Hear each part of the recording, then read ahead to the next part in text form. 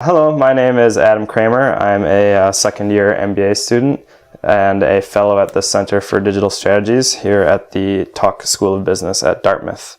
I'd like to welcome Chris Briggs, Vice President of Marketing and Business Development at Buxton. He's here as part of our Brit Technology Impact Series. Welcome to the Tuck School of Business. What are the key sources of data that Buxton looks for when they begin building a profile of a consumer? And I'm thinking of both offline and online sources. We want to focus on things that are going to help us understand who our client's customer is, where they are both in the digital and physical sense, and also when we apply our analytics, understanding the value of those customers, whether that's visits for a healthcare provider or whether that's sales for a retailer, a restaurant, or a grocer. We want to look at everything that we use through that lens, who, where, and value. So that's a rather focused kind of beam of light that we shine. But that's important, and the reason we've worked to that over the 20 years that we've been in business, is that there is a lot of information out there, and certainly we test information. We're always combing the streets, if you will, looking for new data sources that we can integrate into our internal data warehouse, the pool of information that we take threads of information everywhere, tie them back to consumers, and that's when you hear us talking about the 7,500 plus and growing variables that we might have on any one consumer. That's where we're able to grab that from. So we're in a constant state of evaluation of data sources, and the criteria that we use to measure whether or not they're going to be applied and useful is, are they going to help us inform our client and ourselves on who the customer is, where they are, again, digitally and physically, and the value of those customers. Because in the end, that is the answer we look to provide. And that's a big part of this, and a big struggle that lots of organizations have, is finding the answer and realizing you need to ask a question and be very specific about what your mission is as you dig into this data science to really find something in the end of value. Yeah, that's interesting. On the value dimension, presumably a healthcare provider is going to have a very different set of things they're interested in than a retailer. Absolutely. So when you're building the database, is it, I'm going to collect things that are going to be applicable across the spectrum, or I know my healthcare provider in Dallas is looking for this group of people, so I'm going to be really focused and targeted on collecting that information? On the healthcare front, a number of years ago, really we saw a peak of it about 8 years ago, was this movement to really adopt retail principles as healthcare was being brought to the marketplace. Competition had increased, and there was non-traditional competition creeping up that was really retail strategy focused. So major healthcare providers really wanted to adopt, for them, a non-traditional, non-classical approach to their business and market planning. And so we didn't set out to work with healthcare providers. Healthcare providers, in a way, sought us out as somebody that could come in and really take a fresh look at the way they could do business. So as I step into part two of the answer here, at the core of what we use to answer those healthcare questions are some of the same variables and the household level characteristics that we use to discern, differentiate one consumer and a core customer for a retailer from another, both in terms of prospecting for new customers and planning out markets. But we also go through and have developed expertise in the healthcare field where we bring in additional resources, additional data points that are specific to the healthcare industry. And we, again, I talked about that data warehouse that we build. We build this big pool of information that we're able to draw from, and the backbone of that is household level consumer information. And that's really our strength and value point. If we could switch gears a little bit to talk about your customers, and you don't need to name any names if it's secret, but who do you see doing the best job leveraging customer data in their analytics and for their business, and how do they do that we could see applied to other businesses? Part of what we do is we look at what the best practices are in the actual application of the customer analytics that we provide, and that's using the technology and the data that's generated to answer those questions. But we're always mindful of who is getting the best use out of this, and really what is that test case? What can we learn from that we can help apply for all of our clients. Some of the more interesting work that we've done over the past couple of years is really been able to dig in and understand, as people have engaged with us and we started looking at clients that have been with us 5, 6, 7 years, what have been the benefits of them bringing us on board, and how are the ways they've used us. When I can look at a retailer's chain of stores and understand their average unit volume from the time that they began with us and adopting and bringing us as, if you will, another a leg on the decision table to be data informed about their real estate and marketing planning.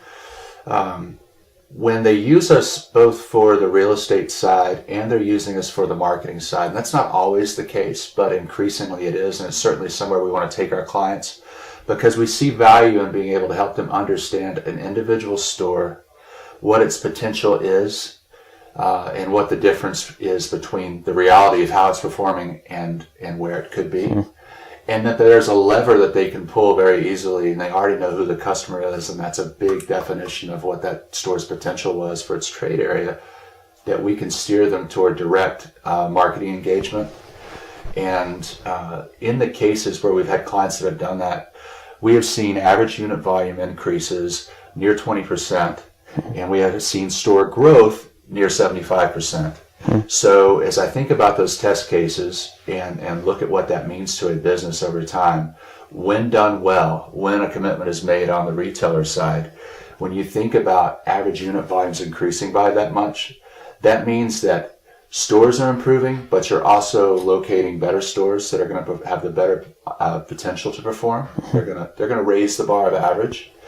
And it also means that to really improve the existing store network, that you've done a really good job of reaching out to customers, direct one-to-one messaging, that the relevance and the context is appropriate with that messaging, and that you're driving them to that location and increasing their awareness of your services. Yep. So a huge competitive advantage and certainly an opportunity that we see for people to improve their business. Okay. So it sounds like marketing is sort of the key function that that you guys work with, or the easiest use case for leveraging consumer data. Are there any other parts of the organization that say, knowing more about the customers will help me, beyond kind of that marketing function? Yeah, and it's marketing and it's also market planning, and the two kind of get thrown in together.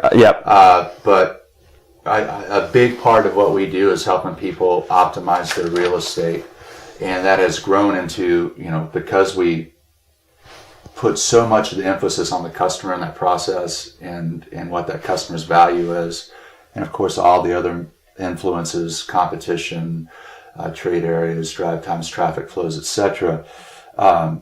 There was so much emphasis put on defining who that customer was at a household level that is a very easy next step. And it was along our progression as a company to say, and now we can also point you to the right people by name at the right doorstep. Yep. So that literally, we could live on the same cul-de-sac and be of the same age and the same income, and we could go to the same church. But you may be a core customer for a given retailer or restaurant or grocer, and I may not, just because of our lifestyles outside of those elements.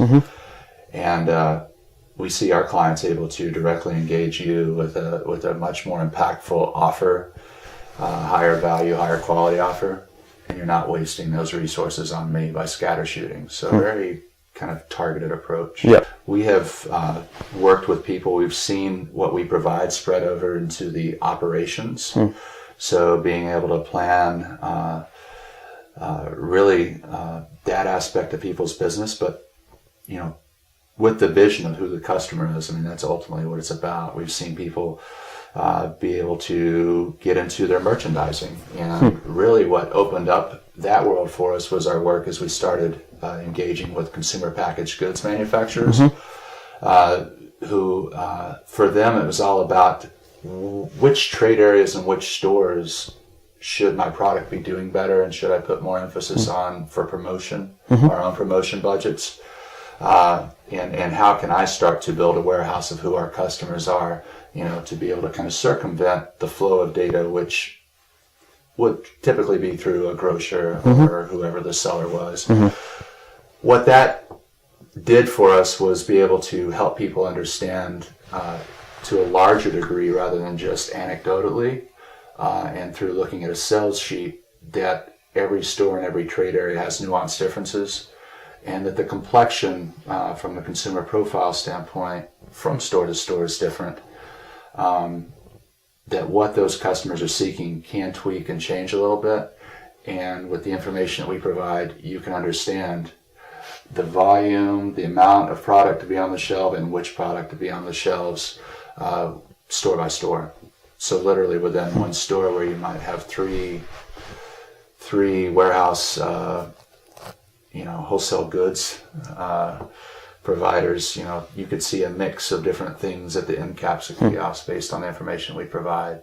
Let's switch gears again a little bit and kind of talk a little bit more about the digital space, which we've been talking a lot about kind of retail, grocery, stuff like that. So part of your data collection is on the digital side, part of the building of the database.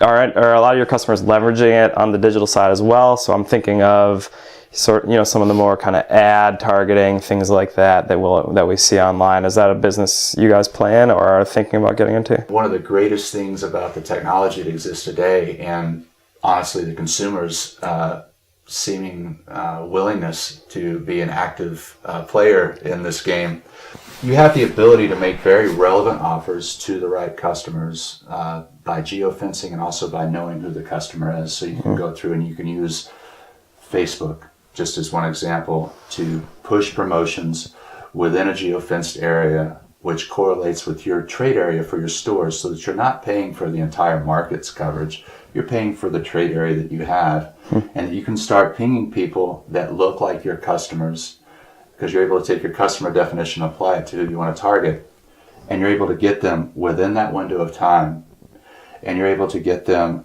within the proper space. So everything's there to be relevant. It's the right time of day. It's lunch. It's a promotion for lunch. You're targeting it to your customers, and you're targeting it to a trade area which you've already proven out people will be willing to drive from to get to you or walk. But that's really the exciting thing. I mean, just that real-time engagement. Chris, on behalf of the CDS, thanks for coming today and sharing your thoughts. I'm sure our listeners appreciated it. This is Adam Kramer for the Center for Digital Strategies at the Talk School of Business. Thank you.